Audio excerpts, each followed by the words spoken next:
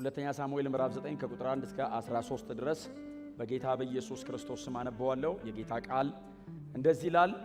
ዳዊትም ስለ ዮናታን ስል ቸርነት አደርግለት ዘንድ ከሳኦል ቤት የቀረ ሰው ይኖር ይሆን በማለት ጠየቀ።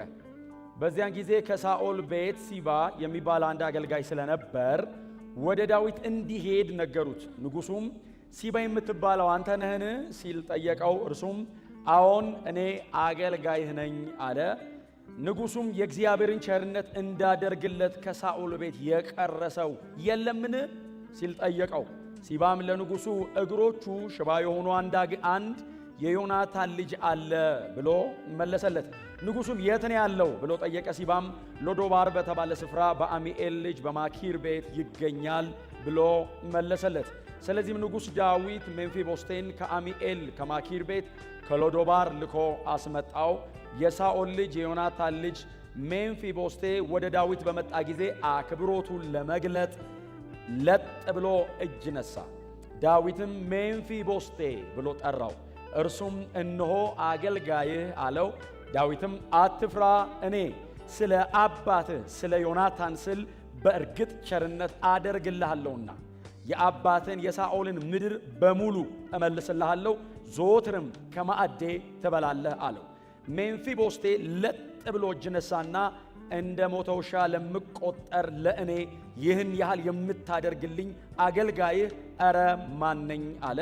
ከዚያም ንጉሡ የሳኦልን አገልጋይ ሲባን ጠርቶ እንዲህ አለው፣ የሳኦልና የቤተሰቡ የሆነውን ሁሉ ለጌታ የልጅ ልጅ ሰጥቼዋለሁ። አንተም ልጆችና አገልጋዮች የጌታችሁን የልጅ ልጅ የሚበላውን እንዲያገኝ መሬቱን እረሱለት፣ ምርቱንም አግቡለት። የጌታ የልጅ ልጅ ሜምፊቦስቴ ግን ምንጊዜም ከማዕዴ ይበላል። በዚያን ጊዜ ሲባ 15 ወንዶች ልጆችና 20 አገልጋዮች ነበሩት። ከዚያም ሲባን ንጉሡን ጌታዬ ንጉሥ አገልጋዩን ያዘዘውን ሁሉ አገልጋይ ይፈጽመዋል አለው። ስለዚህም ሜምፊቦስቴ ከንጉሡ ልጆች እንደ አንዱ ሆኖ ከዳዊት ማዕድ ይበላ ነበር። ሜምፊቦስቴ ሚካ የተባለ አንድ ትንሽ ልጅ ነበረው። የሲባ ቤተሰቦች በሙሉ ሜምፊቦስቴን ያገለግሉት ነበር። ሜምፊቦስቴም ሁልጊዜ ከንጉሡ ማዕድ ስለሚበላ ይኖር የነበረው በኢየሩሳሌም ነው። 2 እግሮቹም ሽባ ነበሩ። ጌታ የተመሰገነ ይሁን። የአምላካችን እግዚአብሔር ስም ከዘላለም እስከ ዘላለም የተባረከ ይሁን።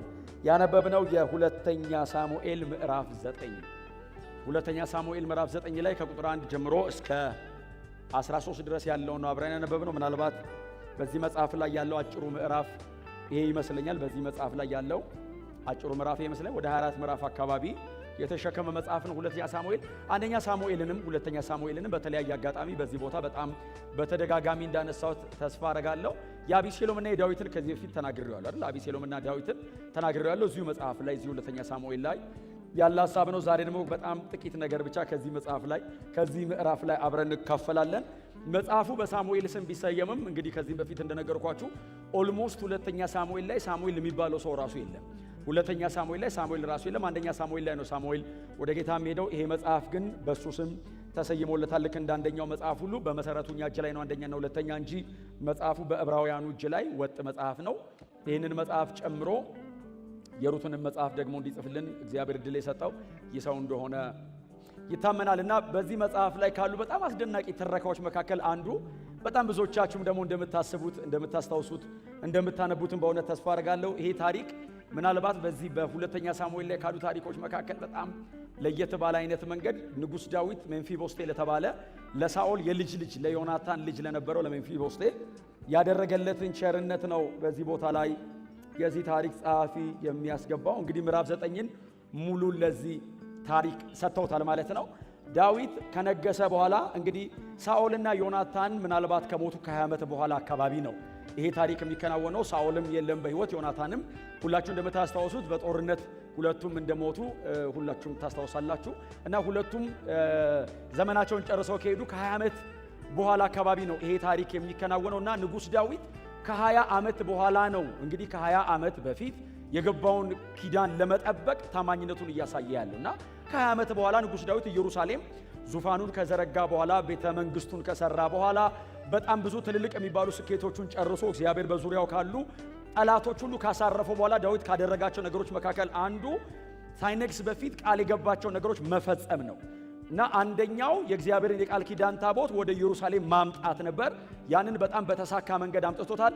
ሌላው ደግሞ እንደዚህ ያለውን ሰው ደግሞ ማሰብ ነበርና የምታስተውሱ ከሆነ የዚህ ሜምፊቦስቴ የሚባለው ልጅ አባት ዮናታን ከዳዊት ጋር ንጉሱ ዳዊት ገና ሳይነግስ እያለ የዮናታን አባት ሳኦል ዳዊትን በሚያሳድድበት ጊዜ ሳኦልና ዳዊትና ዮናታን ተገናኝተው የተገባቡት ቃል ኪዳን አለ። አንደኛ ሳሙኤል ምዕራፍ 20 ምናልባት ቁጥሩን ካልተሳሳትኩኝ ቁጥር 14 እና 15 አካባቢ እና የምታስተውሱ ከሆነ ንጉሱ ዳዊት እንደሚነግስ እርግጠኛ ሆነ ዮናታን። እግዚአብሔር ከዳዊት ጋር እንዳለ ገብቶታል ዮናታን። አባቱ ሳኦል ዳዊትን ሲያሳድደው የሳኦል ዘመን እንደማይረዝም ይሄ ወጣቱ ዳዊት ግን ከተወሰነ ጊዜ በኋላ እግዚአብሔር የተናገረው ነገር እንደሚያደርግለት ዮናታን ገባው እና ዮናታን ምንድነው የሚለው? ከነገስክ በኋላ አምላክ እግዚአብሔር መንግስትን ካጸና በኋላ እባክህ እኔ እንኳን በሕይወት ባልኖር ከቤተሰቤ መካከል ቸርነት እንዳይጓደልብን እባክህ። አንተ ነገ ትነግሳለህ፣ እግዚአብሔር ቀብቶሃል፣ የእግዚአብሔር ዓላማና አጀንዳ ባንተ ላይ እንዳለ ገብቶኛል። አባቴ ሳኦል ከሞተ በኋላ ንግስናውን የምትይዘው አንተ መሆን ጥርጥር የለውም። ሳኦል ገና ንጉስ ነው። ሳኦል በጣም በጦርነት ኃይለኛ ነው። ሳኦል ዳዊትን እያሳደደ ነው። ዳዊት ምናልባት ሽፍታ ነው፣ ሳኦል ደግሞ ንጉስ ነው። ምናልባት በአንደኛ ሳሙኤል ኮንቴክስት ቀብቷል። አባቴ ንጉስ ሆኖ እያሳደደ ነው። አንተ ነገ ትነግሳለህ፣ ጥርጥር የለውም፣ ገብቶኛል፣ እግዚአብሔር ካንተ ጋር እንዳለ። ደግሞ ሳኦል ይቀመጥ እንጂ እስራኤልን የምታወጣና የምታገባ አንተ ነህ። የእስራኤል ልብ በሙሉ ካንተ ጋር ነው ያለው። ከባድ አይደለም? የምታስተውሱ ከሆነ አንደኛ ዜናም ላይ የእስራኤል ሽማግሌዎች እኮ ልክ ሳኦል ከሞተ በኋላ ዳዊትን ሊያነግሱት መጡ ይላል እና ሁለቴን የተቀባው ዳዊት። ይህንን ደጋግሜ ተናገረው። ሁለቴን የተቀባው፣ አንዴ በሳሙኤል አማካኝነት ተቀባ፣ ሁለተኛ በእስራኤል ሽማግሌዎች እንደገና ተቀባ። የእስራኤል ሽማግሌዎች የተለየ ሁለተኛ ነገር አይደለም ያደረጉት። እግዚአብሔር በነብዩ በሳሙኤል እንደተናገረ ንጉሱን ዳዊትን በእስራኤል ላይ እንዲነግስ ሁለተኛ ጊዜ ቀቡት ይልና እንደዚህ ያሉት፣ አንተ የአጥንታችን ፍላጭ ነህ፣ የስጋችን ቁራጭ ነህ። ሳኦል ንጉስ ሆኖ በነበረበት ጊዜ እንኳ እስራኤልን የምታወጣና የምታገባ እኮ አንተ ነህ አሉት። ሳኦል ራሱ ንጉስ ሆኖ እያለ አንተ ጋር ነው ልቡ ያለው። ስለዚህ አንዱ መገለጫው ዮናታን ለዳዊት የነገረው ነው። የንጉሱ ልጅ ነው፣ ቤቱን ያውቀዋል እና እንደዚህ ያለው እግዚአብሔር ካንተ ጋር ነው ትነግሳለህ አለ። አውቀዋለሁ። አባቱ ሳኦል ነው ንጉሱ። እግዚአብሔር ካንተ ጋር ነው ያለው ትነግሳለህ። ስትነግስ ግን ከቤተሰቤ ቸርነት እንዳታጓድልብኝ። ምናልባት ከአባቴ ጋር ሆኜ ጦርነቱ ስገባ ልሞት ይችላል። ያኔ የልጅ ልጆቼ አሉ። ለምሳሌ የኔ በኩር ልጅ አንዱ ሜምፊቦስቴ ነው እና እባክህ ወንበር ላይ ስትቀመጥ ንጉስ በሆንክ ጊዜ ቸርነትን አድርግልኝ። ኪዳን እናርግ አለው ዳዊት። ዳዊት በጣም አስገራሚ እግዚአብሔር ሰው። ኪዳን እናርጋ አለ። ችግር የለውም ቸርነት አደርጋለሁ አይደለም ያለው፣ ኪዳን እናርግ። ኪዳን ሲያደርጉ ልብስ ይቀያየራሉ። ዳዊትና ዮናታን መጀመሪያ ተያይተው እግዚአብሔር አንድ ልብ የሰጣቸው እኮ የአባቱን የሳኦልን አጋንንት ሊያወጣ ዳዊት ሄዶ ነው። ሳኦል ክፉ መንፈስ እየመጣ ይወረዋል። ሰይጣን ብሉይ ኪዳን ላይ የተጫወተው ሳኦል ላይ ዮዘ ኪንግ እኮ ንጉስ እኮ ነው። በእስራኤል ላይ ንጉስ እኮ ነው። በእግዚአብሔር ርስት ላይ አለቃና አጋንንት ይመጣል።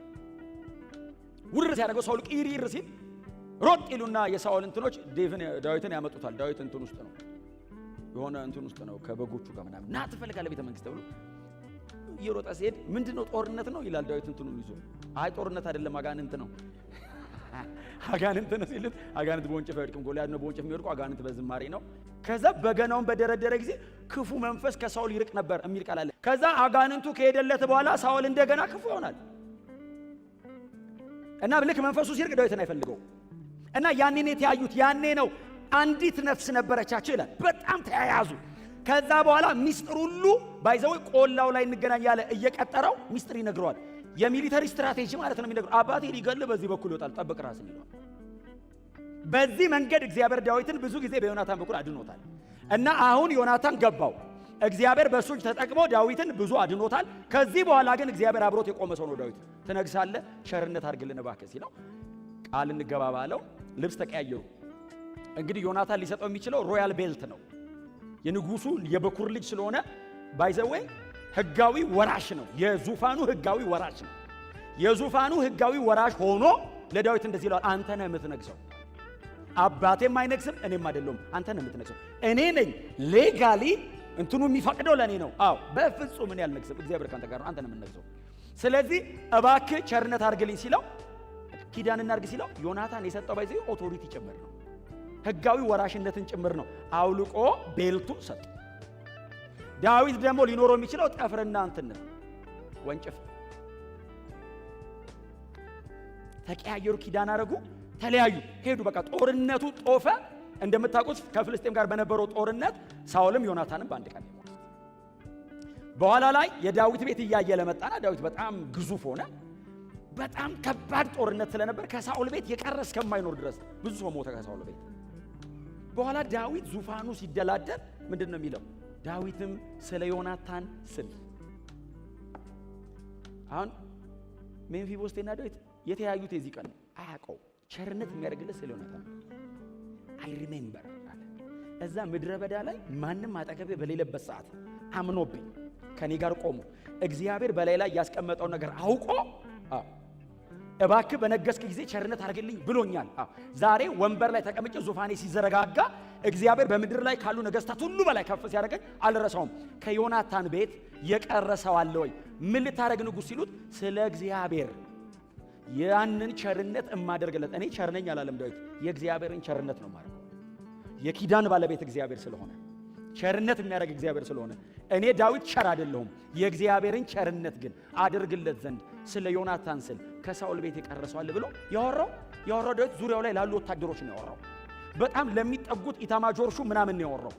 ማን አለ ሲል ቶሎ ብለው ዳዊት ዙሪያ የነበሩ ትልቅ ሰዎች ማነው ስሙ ሲባን ያውቁታል።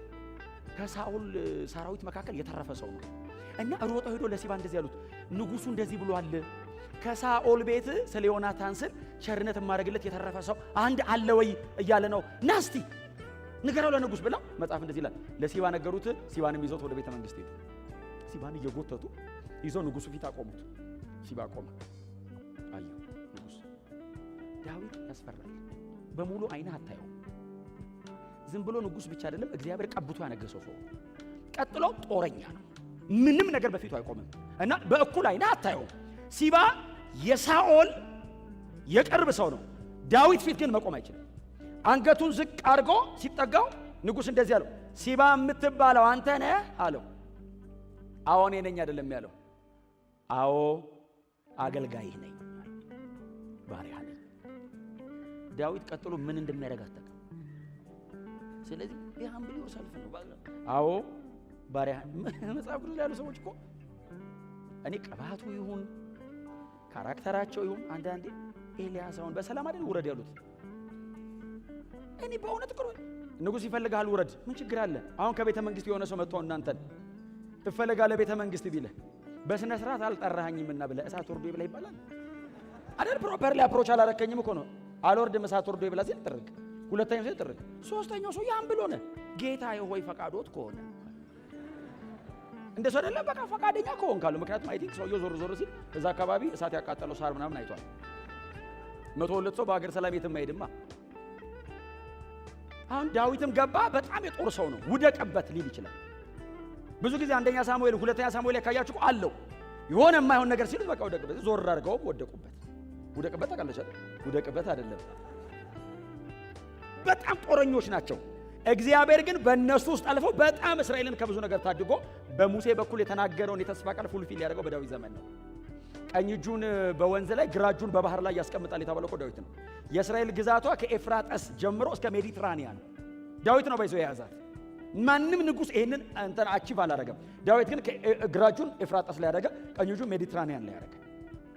በጣም ግዙፍ ነበር ግዛቱ እና ሰውየው በጣም ኃይለኛ ነው እና ሲባ በእኩል አይኑ አያየው። አገልጋይ እኔ ነኝ ሲለው አንተ አገልጋይ ነህ አለው። አዎ ከሳኦል ቤት አለው። እሺ ስለ ዮናታን ስል ቸርነት የማደርግለት የቀረሰው አለ አለው። አንድ ሰው አለ አለው። በጣም ከባድ የሆነ ጦርነት ስለተከናወነ የተረፈ ላይኖር ይችላል። አንድ የቀረ አለ ሲለው ሲባ እንደዚህ አለው፣ አዎ ጌታዬ፣ የዮናታን የበኩር ልጅ የነበረው እግሮቹ መሄድ የማይችለው ሜምፊቦስቴ የተባለ አንድ የቀረሰው አለ። ዳዊት እንደዚህ አለ፣ አምጣው ቸርነት ላድርግለት። አያውቀውም፣ ዛሬ ነው። ለምን እንዳትለው ስለ ዮናታን ስለ ሜምፊቦስቴ በጣም ጥሩ ጸባይ ነበረው የሚል ጥቅስ ነው ያላየው። እንዴት ያለ ሰው ነው የሚል ጥቅስ ነው ያላየው። ምንም ሊሆን ይችላል። ቸርነት እየተደረገ ያለው ስለ ዮናታን መሐል ላይ የገባለ ሰው እያለ ያንን ሰው ብሎ የተገባ ኪዳን አለ። ያንን ኪዳን ማስታወስ አለብኝ። የዮናታን አይነት ጄኒውን ሰው የለም። ስለ መልካምነቱ እኔና እሱ በእግዚአብሔር ፊት ኪዳን ገብተናል። ይህንን ኪዳን አስታውሼ ነው። 20 ዓመት አልፏል። ይህም ልጅ በ5 ዓመቱ ነው ወድቆ ባይዘው እግሩ መሄድ የማይችለው በ5 ዓመቱ ነው። ሁለተኛ ሳሙኤል ምዕራፍ 4 ቁጥር 4 ነው። የ5 ዓመት ሕፃን እያለ አባቱ ሳኦልና አባቱ ዮናታንና አያቱ ሳኦል ሲሞቱ ከሞቱ በኋላ የዳዊት ሰራዊት እየመጣ መሆኑ ሲሰማ ሞግዚቱ ናት አዝላው ስትሮጥ ወንዝ ስትሻገር ሾልኮ ወደቀ። ልጁ ከወደቀ በኋላ መራመድ አይችልም። እነዚህን ሁሉ ዓመታት ተቀምጧል፣ መራመድ አይችልም። የት ነው ያለው? በሎዶባር በማኪር ቤት ነው ያለው። ማኪር በጣም ጥሩ ሰው ነው። ማኪርን በኋላ ላይ ሄዳችሁ ምዕራፍ 17 ላይ ታገኙታላችሁ። ዳዊትና አቤሴሎም ሲጣሉ ለዳዊት ትልቅ ቸርነት ያደረገለት ባይዘው አንዱ ማኪር ሎዶባር ያለው ማኪር ነው። በኋላም ላይ ተጠቀሰው ሰውየው ስሙ። ሲባም ባይዘው በጣም ጥሩ ሰው ነው። ከደጋግኖ በኋላም ላይ ይቀጥላሉ ሰዎቹ። ማኪር ቤት ነው ያለው ሎዶባር። ኢቭን የሚኖርበት የራሱ ቤት የለውም። የንጉስ ልጅ ነው። አምጣዋለው መጣ። እኔ አንዳንድ የመጽሐፍ ቅዱስ ክፍል መቼስ መሳል ይከብዳል። አስባችኋል? መሄድ አይችልም። ይዘውት መጡ። የንጉስ የልጅ ልጅ ነው እና የበኩር ልጅ ነው እና ሜምፊቦስቴን እያየ ዳዊት ዮናታን ይታየዋል ውስጥ። ሜምፊቦስቴ መጽሐፍ እንደሱ ነው የሚለው። ጠራው ይላል ሜምፊቦስቴ አለ። ዮናታን ነው አይኑ ውስጥ ያለው ዳዊት። ዮናታንና ዳዊት እንደ አንዲት ነፍስ ያክል ነበር የሚዋደዱት ይላል። አስባችኋል? የዳዊት ስሜት የሆነ ሜምፊቦስቴን ሲያየው ድብልቅልቅ ነው የሚልበት። ከዮናታን ጋር የሄዱት እነዛ ማንም ከዳዊት ጋር ሳይኖር ከቤተ መንግስት አጠገብ የነበረ ልጅ ኪንግ አጠገቡ ኖሮ አንተ ነህ የምትነግሰው እያለ የተደረገለትን ያን ሁሉ ቸርነት ዳዊት ያስበዋል። እና ዳዊት ለሜምፊቦስቴ ያቀረበለት ኦፈር ባይዘው ኖርማል አይደለም። ማንም ለማንም ሊያደርገው አይችልም። ለልጆቹ ዳዊት ሊያደርገው አይችልም። ዘመንን ሁሉ ከማዕዴ ብላ አለው። የሆነ ቀን አትወጣም ከኔ ቤት አለው። ለምን ሲለው በቋንቋ ላብራራው እማልችለው ልመልሰው እማልችለው ቸርነት በዮናታን በኩል ለኔ ተደርጓል። ይታየኛል አንተ ውስጥ ዮናታን አለው። ሜምፊቦስቴም ይላል አይደል እግሩ መሄድ አይችልም። በደረቱ ለጣለ ይላል ዳዊት ጋር ሲመጣ። እኔ ውስጤ ነው የሚነቃነቀው። በጣም ኢሞሽናል ነው አይደል? መሬት ላይ በደረቱ ለጣለ። መጽሐፍ ሲናገር ምን እንደሚለው ለዳዊት ያለውን ክብር ለማሳየት ሲል ዳዊት ፊት ቁጭ ያደረጉት ሜምፊቦስቴ ለጣለ። ልጄ ሆይ አለው ዳዊት። ልጄ ሆይ አቤት አትፍራ፣ ስለ ዮናታን ስል ቸርነት አደርግልሃለሁ።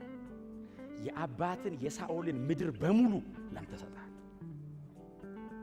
በዘመናቸው ሁሉ እያረሱ በአንተ ዙሪያ ላይ ያለውን እንዲያከማቹ ሲባንና ቤተሰቦቹን አገልጋዮቹን በሙሉ አዝዣለሁ ዛሬ ሲለው ሜምፊቦስቴ እንደዚህ ያለው ከለጥ ካለበት አይነሳም። እንደ ሞተ ውሻ ለምቆጠር ለኔ በአንተ ቤተ መንግስት ተጠርቼ መታየት፣ በስሜ አንተ እኔን መጥራት፣ ንጉሥ ዳዊት ሜምፊቦስቴ ብሎ መጥራት፣ ይሄ ሳያንሰኝ እንደገና የአባትን የሳኦልን ድርሻ በሙሉ እንካ፣ እንደገና ይሄ ደግሞ እኔ አይገባኝም አለ። ይሄም ሳያንሰኝ እስክትሞት ድረስ ገበታዬ ላይ ከልጆች መካከል እንዳንዱ ሆነ ሁል ጊዜ ቁጭ ብለህ ብላ። እኔ እኮ እንደ ሞተ ውሻ የምቆጠር ሰው ነኝ። ማኪር ቤት ስቀመጥ እኮ ምናልባት ሲባ አንዳንዴ ነው የሚመጣው። ምናልባት አንዳንድ ሰዎች ዞሮ ለእውነቱን ነው እንደ ሞተ ውሻ የምቆጠረኝ ትክክል ነው። ፌቨር እያረኩልህ አይደለም፣ ስለ ዮናታን ስል ነው። ነገ ቆጥረ እንድትመልስልኝ ውለታ አይደለም። የተዋለልኝ ነገር አለ፣ የተገባ ኪዳን አለ። ያንን እያስታወስኩ ነው። አንድም ቀን እንደ ውለታ ቆጥረህ እንዳትፈራ፣ አትፍራ፣ አይዞህ።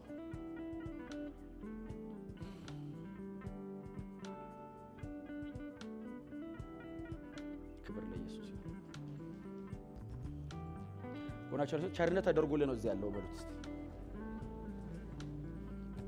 በፍጹም መልካምነታችን አይደለም። ዘዳግም 9 ላይ ነው እግዚአብሔር መጥቶ ለእስራኤል የተናገራት ትገባለህ አለውና ስለ መልካምነት ግን አይደለም አላቸው። ስለ ደግነትና በጽድቅ ግን ስለኖርክ አይደለም አለ። ታዲያ ሲሉት ለአብርሃም ለይስሐቅና ለያዕቆብ የገባሁትን ያንን ኪዳን አስታውሼ አለ እግዚአብሔር። እስራኤል ምን አይነት ነው ባህሪው? አንዳንዴ አንገተ ደንዳና ነው፣ አንዳንዴ አስቸጋሪ ነው፣ አንዳንዴ ደስ ካለው ያመልካል፣ አንዳንዴ እምቢ ይላል። በጣም አስቸጋሪ ነው። እግዚአብሔር መጣና እንዲህ አለ፣ የተናገርኩን ምድር ትገባለህ። ቅጥራቸው ሰማይ ጠቀስ ነው፣ ሰዎቹ የማይሞከሩ ናቸው። እሰጥሃለሁ፣ ድል አድርገህ ትወርሳለህ። እግዚአብሔር ሆይ እንዴት? ስለ ጽድቅ አይደለም፣ ጽድቄ ነው እንዳትል። ስለ ቅድስና አይደለም፣ እንደሱን አይደለም። እኔ ያየሁት አንተን አይደለም። አዎ ለአብርሃም ለይስሐቅ ለያዕቆብ ኪዳን አለኝ። ያንን ኪዳን አስታውሳለሁ፣ አረሳም ኪዳን። የእግዚአብሔር ቸርነት በመካከል የታየ ስላለ እግዚአብሔር መሃል ላይ ሌላው ላይ እንዳይፈርድ የሚከለከለው ነገር መሃል ላይ ስላለ ስለ እነዚህ ሲል እግዚአብሔር ቸርነት እያደረገ ኖሯል። ዳዊትም ያለው የእግዚአብሔር ቸርነት ነው አለ። እኔ ላረግ አልችልም፣ እግዚአብሔር ግን እንደዚህ አይነት አምላክ ነው። ከእግዚአብሔር ያየሁትን ነው የማደርገው። እግዚአብሔር ስለ አብርሃም ስለ ይስሐቅ ስለ ያዕቆብ ሲል ያደርጋለሁ፣ እኔ ስለ ዮናታን ስል። ክብር ለአምላካችን ለእግዚአብሔር ነው። አንድ በጣም አስገራሚ ቃል አለ ሉቃስ 22 ላይ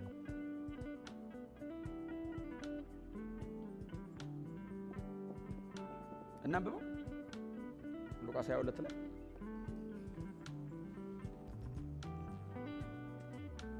ምንድን ነው የሚለው? ይኸውም በመንግሥቴ ከማዕዴ እንድትበሉና እንድትጠጡ ደግሞም በዙፋን ላይ ተቀምጣችሁ በ12ቱ የእስራኤል ነገር ላይ እንድትፈርዱ ነው አላቸው። ማንን ነው ኢየሱስ እንደዚህ የሚለው? አሳ አጥማጅ፣ ቀራጭ፣ ፈሪሳዊ፣ ዞር ብሎ ሊያየው የማይችል በማህበረሰቡ መካከል እከሌ ተብሎ ስሙ ሊወጣ ሊጠራ የማይችለውን ጴጥሮስን፣ ማቴዎስን፣ ያዕቆብን ምናምን ደርድሮ በመንግሥት ያው ከኔ ጋር አብራችሁ በማዕድ ትቀመጣላችሁ። መቼ? ለዘላለም። ይሄን ቸርነት ይደረጋል ሰማይ። ማን ይሄን ቸርነት የሚያደርገው? አብ። ጴጥሮስ የትኛው ጽድቁ ነው በእግዚአብሔር ማዕድ ላይ እንዲቀመጥ የሚያደርገው? ስለ ኢየሱስ ሲል እግዚአብሔር ኢየሱስን መሃል ላይ አይቶ ጥላውን የሚባል አንድ ኢትዮጵያዊ ማዕድ ላይ ያስቀምጣል። እከሌ እከሌ እከሌ የሚባሉ የኋላ ታሪካችን ቢታይ ባይዘዌ ከየትም እንምጣ የመጣ ነው ከዓለም ነው። አንዳንድ ሰው በጣም ከጥሩ ቦታ ነው የመጣሁት ይላል። አንድ አይነት ነው ባይዘው። ከጌታ ቤት ውጭ ያለው ጨለማ በሙሉ ድቅድቅ ነው። ገርበብ ያለ ጨለማ የለም። ሊነጋ ሲል የሚባል ጨለማ ዓለም ላይ የለም። በሙሉ ድቅድቅ ያለ ጨለማ እንዲህ ቢወጉ አይታይም። ቸርች ደግሞ ትንሽ የሚባል ብርሃን የለም። እኩለ ቀን ላይ ነው ያለነው። እስቲ አሜን በሉ። ከድቅድቅ ጨለማ ወደሚደነቅ ብርሃን የመጣ ነው። እና እነ ጴጥሮስን እንግዲህ ጴጥሮስ አሳ አጥማጅ ነው። የባሰ ኃጢአተኛ አለ ቀራጭ፣ የባሰ ኃጢአተኛ አለ ቀራጭ አሉ። ቀናተኛ ምናምን ሽፍታ ምናምን አለ። ሰበሰባቸውና በማዕዴ ከኔ ጋር ትቀመጣላችኋል። የት? ሰማይ። ቀጥሎ ዙፋን ላይ ትቀመጣላችኋል። ኢየሱስ ጌታ ነው። በእውነት የዳዊት ቸርነት ሜምፊቦስቴን ቤተ መንግስቱ አስገብቶታል። የእግዚአብሔር ቸርነት ሰማይን ያስገባል። ምን አይተህ ሲሉት ልጄን ኢየሱስን ስለ እርሱ ስል እማስታውሰው ነገር አለኝ ይላል እግዚአብሔር። እኔን ሲያይ ኢየሱስን ያያል አይኔ ላይ። በጣም አቅም የሌለው በጣም ደካማ የሜምፊቦስቴ አይነት እኮ ነን እኛ። ሜምፊቦስቴ እኮ እኛ ነን። እኛን እኮ በሸክም እኮ ነው ያመጡን። አረ ቸርነት ሊደረግልህ ነው ተባልን። እዛ ዓለም ቁጭ ብለን ማን ነው የሚያደርግልኝ? ንጉሱ ይፈልጋል። እኔን አረ ተሳስተ ነው ሌላ ሰው ነው አይደለም። አንተን የተጠራኸው የቀረተ ብለህ ስለምንድን ነው ለእኔ ቸርነት የሚያደርገው? ስለ ኢየሱስ ብሎ ደግነ ብሎ አይደለም፣ ጥሩነ ብሎ አይደለም። መሀል ላይ ኢየሱስ አለ። ስለ ኢየሱስ ብሎ እግዚአብሔር ቸርነት ሊያደርግልን ነው። ና ተብለሃል ሲሉን መተን ነው ገብተን የቀረን። ዛሬም ተጠርታችሁ የመጣችሁ ካላችሁ ማዕዱ ዙሪያ ላይ እንድትሆኑ በእውነት እዚሁ ነው የምናስቀረው። በጣም ነው የሚደንቀኝ ንጉሱ። ከልጆቼ እንደ አንዱ ትሆናለህ። እስከ መቼ ነው ንጉስ እንዳይል ሁል ጊዜ ከኔ ጋር ልጆቼ አጠገብ ትቀመጣለህ እንጂ ከልጆቼ ጋር አይደለም ያለው። ከኔ ጋር ግንኙነቱ የኔና ያንተ ነው። ከኔ ጋር ነው ማዕዴ ላይ የምትቀመጠው። መኖሪያ ሎዶባር አይሆንም ከዚህ በኋላ። ኢየሩሳሌም ቤተ መንግስት ከኔ ጋር። ሜምፊቦስቴ ገባ አይወጣም ከዚህ በኋላ። በጣም የሚገርመኝ ግን እኔ አንድ ሳነበው በጣም የሚገርመኝ ቃል የሚበላውን ወደ ጎተራው አስቀምጡለታልና ዘመኑን ሁሉ ከማዕድ ይበላል አለ። እንትን አይጋጭም። የሚበላውን ጎተራ አስገቡለት አለ። እሺ እንለፋለን ብለው ሊያርሱ ሊሄዱ ሲሉ እሱ ግን ሁሌ ከኔ ማዕድ ነው የሚበላው አለ። ሪዘርቭ ባይበላው የሚቀመጥለት ነው። እግዚአብሔር እኮ ቸር ከሆነ እኮ በቃ ከተመ ባትነካው ራሱ ለሱ ተብሎ ይቀመጥ። ክብር ለኢየሱስ ይሁን። ከኔ ይበላል ዘመኑን ሁሉ የሚበላው አስቀምጡለት። ዝም ብሎ ይየው አሰበው። ቤተ መንግስት የበላ ሰው መቼስ ሲባይ ሰበሰበውና አይበላ ሞቶ እሺ አይለውም። መቼስ ቸርች ለመዳ ዓለም ሄዶ ምንም። ክብር ለኢየሱስ ይሁን። ከንጉስ ገበታ ላይ ተቀምጠናል።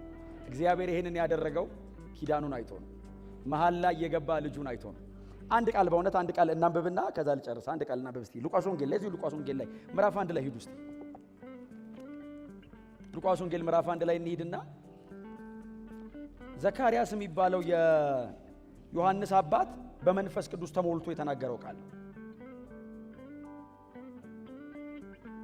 እናንብበው። ላንብብላችሁ ከቁጥር 68 ጀምሮ ምዕራፍ 1 ከቁጥር 68 ጀምሮ ያለው ላንብብላችሁ። እንደዚህ ይላል።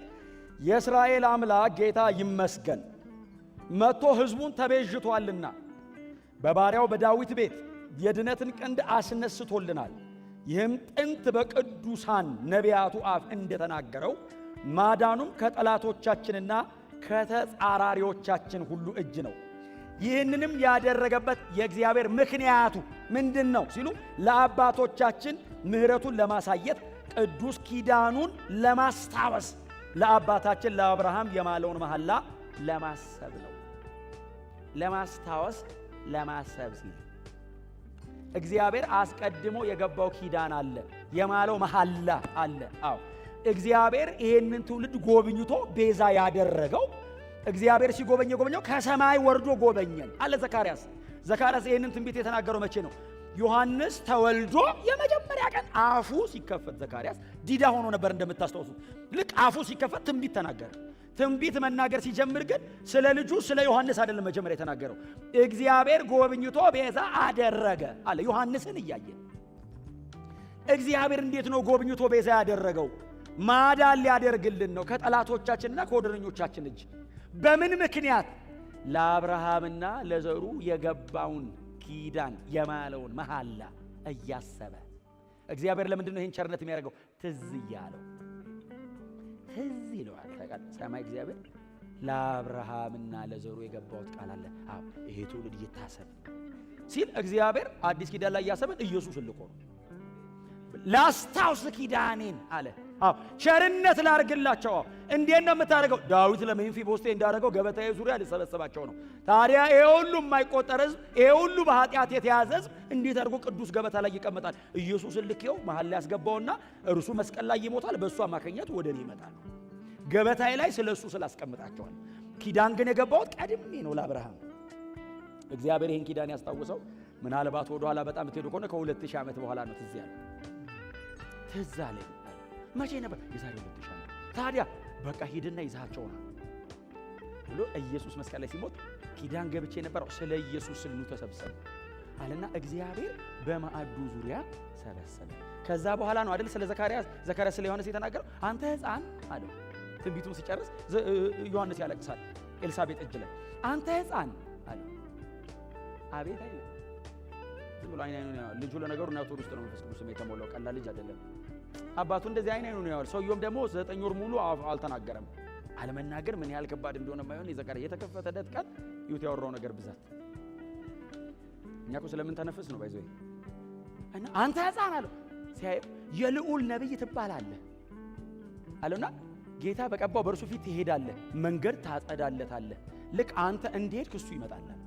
ገና እኮ ኢየሱስ እኮ ማርያም ገና አልመጣችም። ዘካርያስና ማርያም ገና አልተገናኙም። የማርያም መጸነስ ገና ዘካርያስ ጋር በመረጃ ደረጃ ምናልባት ካለ እየተናገረ ያለው ግን እግዚአብሔር ሊያደርግ ያለው ነው። እግዚአብሔር ጎብኝቶ ቤዛ አረገ። የተወለደው ዮሐንስ ነው፣ ነብይ ነህ ነው። ጎብኝቶ ቤዛ ያደረገው ካንተ በኋላ የሚመጣውን ነው። አዳኝ መጣልን። እግዚአብሔር ትዝ እያለው አለ ሲተነብይ ዘካርያስ ትንቢት ሲናገር እግዚአብሔር አስታወሰ። ስለ ኢየሱስ ሲል እግዚአብሔር ለዘላለም ቸርነት አድርጎልናል።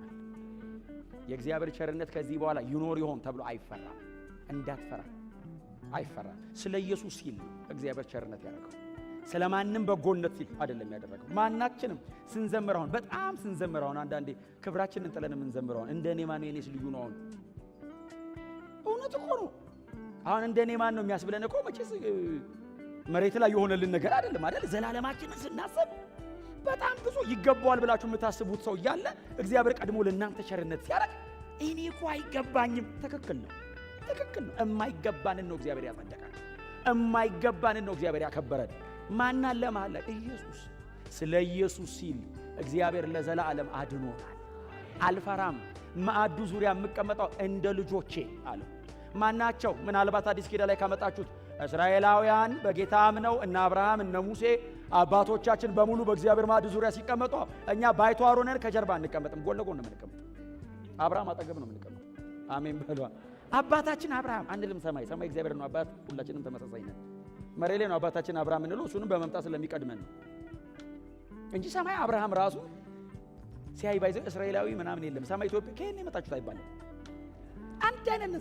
በአዲሱ አካል እስራኤላዊ የለ፣ አሕዛብ የለ፣ እስኩቴ የለ፣ ግሪክ የለ። አዲሱ አካል ነው። ባይዘ ብሔር የለው፣ ዘር የለው፣ ቋንቋ የለው። ሰማይ ተመሳሳይ ነው። ቋንቋችን እኩል ነው የምናወራው፣ እኩል ነው የምናየው። የሚያሳይ የለም፣ አብሮ ተመልካች ነው። እንደ ኢየሱስ ያለ የለም። አይገባንም፣ አከበረን። በእውነት አይገባንም፣ በፍጹም አይገባንም፣ አከበረን። አብርሃምና እናንተ አሁን ጎን ለጎን አስባችሁታል? ጳውሎስና እኛውን ጎን ለጎን አይገባን፣ አከበረን። ሰማይ እንደዛ ነው። በእውነት መበላለጥ እንዳለ በጣም ብዙ የሚነግሩ ሰዎች አሉ። የለም፣ ሰማይ የለም። በክርስቶስ ደም በእግዚአብሔር ማዕድ ላይ እኩል እንቀርባለን። መሃላችን አብ አለ። ሲያየን የሚራራልን ስለ ልጁ ነው። በእውነት በምንም አጋጣሚ እግዚአብሔር ደካማውን ሰው አይመለከተውም። ኢየሱስን እያየ ቸርነት ያደርጋል። ኢየሱስን እያየ ይመግበናል። ኢየሱስን እያየ እንደዚህ ይለናል፣ አትፍራ። ምክንያቱም ያው እንሸማቀቃለን። የሆነ ቀን ያስወጣኝ አትፍራ፣ መቼም አትፍራ። ዘመኑን ሁሉ አው ማዕዴ ዙሪያ ትበላል። እንዳፈራ ክብር ለኢየሱስ ይሁን። እንዳትፈራ እግዚአብሔር ይጥለኝ ይሆን እንዳትሉ። ዳዊት እንኳን እንደዚህ ፕሮሚስ አድርጓል። እንኳን እግዚአብሔር ዳዊት እንኳን እድሜን ሁሉ ጸባይ ሊቀያየር ይችላል። ሜምፊቦስቴን እኮ ያቆም ሰውየው። ሜምፊቦስቴ ባህሪ እኮ ጥሩ ላይሆን ይችላል። ምንም ብትሆን ከማዕዴ ትበላለህ። ኧረ ንጉሥ የቤተ መንግሥት እኮ ፕሮቶኮል ንግግር ምናምን አልችልም ሲለው፣ አይዞህ ስለሆነ አታስል፣ እሱን አየዋለሁ። አንተ ውስጥ ትደክማለህ፣ አግዝሃለሁ። ያቀታለሁ፣ እንዲያስተምሩህ አደርጋለሁ። አቀማመጥ አስተምርሃለሁ። አየህ ሲዘጋው ሜምፊቦስቴም እግሩ ሽባ ነበር ይላል፣ መሄድ አይችልም ነበር። አዲስ ኪዳን እንደዛ አይደለም። ኢየሱስ ሲመጣ ከነ ምናምን ትመጣለህ፣ ነፃ ያወጣል። አብሮ ሰማይ አይቀጥልም። እሱ ቆርጦ ጥሎት አብሮ ይዘል ነበር የሚል ነው ቀጥሎ የሚጻፍ። እስቲ አሜን በሏ። ኢየሱስ ልዩነቱ ነው። ዳዊት ምን ያደርግ? ዳዊት ማብላትን የሚችለው ኢየሱስ አለው ብዙ ነገር፣ የሁሉም ነገር ስፔር አለው። እሱ ይቀይርልሃል። ክብር ለኢየሱስ ይሁን። ደጅን ብቻ ነክቶ ጨርቅን ቀይሮ አያሳምርም፣ ውስጥንም ይቀይረዋል። ማንም ሊያስተካከል የማይችለው ነገርን ያስተካክለዋል። ከነ እንከን አያስቀምጥም፣ እንከንን ከላይ ላይ ይጥለዋል። በቃ ከነ ኃጢአታችን የሚመጡት ኢየሱስ ጋር ሲመጡስ ኃጢአት የሌለበት ይውገራት ምናምን ካለ በኋላ ተመለሳለህ ስትል ደግመሽ አታድርጊ ማለት እንዳታደርጊ ማለት አይደለም፣ እማታደርግበትንም አቅም ነው የሚሰጣት።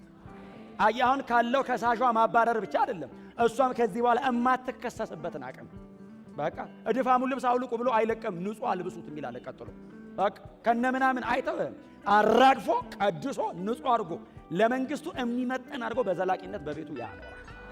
ስሙ ለዘላለም የተመሰገነ ይሁን። በእውነት በጣም የሚመጥን ሰው አልጠራም። እማይሆን የጠራው እማይሆን ጠርቶ ነው የሚመጥን የሚያደርገው።